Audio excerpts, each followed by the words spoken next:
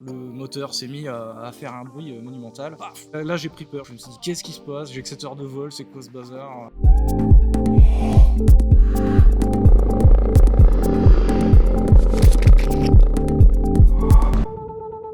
Aujourd'hui pour Jams, je vais vous raconter mon anecdote.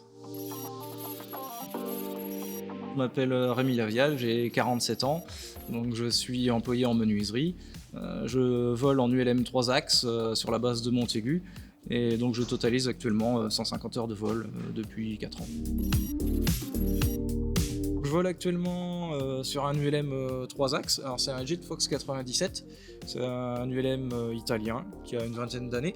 Donc pour débuter c'est très bien parce que c'est une machine qui vole lentement, on a une petite finesse donc du coup ça permet de poser très court. Il est motorisé quand même avec un moteur de 80 chevaux, un Rotax 4 temps, on croise à peu près à 120 km/h. Elle a une architecture avec le moteur perché en haut, ce qui nous donne l'avantage d'avoir une super visibilité sur l'avant. Donc très bien pour débuter, c'est une très bonne machine pour commencer l'ULM. Ça m'est arrivé, j'avais que 7 heures de vol sur la machine. Comme à l'habitude, quand je fais un petit tour local, je fais quelques tours de piste avant pour sentir l'air, pour m'assurer que tout va bien, tout fonctionne correctement. Donc je décolle, je tourne en vent traversier, et en fin de vent traversier, là, je claque. Là, ça se met à faire un bruit monumental en haut de ma tête. Je me suis dit, qu'est-ce qui se passe? J'ai que 7 heures de vol, c'est quoi ce bazar? Ça me tombe sur le nez comme ça, jeune pilote. J'essaye de modifier la puissance au niveau du moteur, il réagit correctement.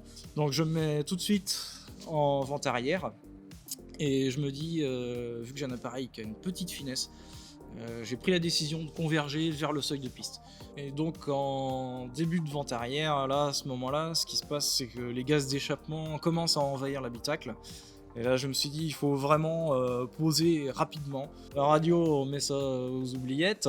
Et donc après, je décide en gros de faire une PTU et je rapproche l'appareil de la piste. Et donc arrivé en fin de circuit, là, l'habitacle commençait à être vraiment envahi par les gaz d'échappement. Ça commençait à me prendre la gorge et piquer les yeux.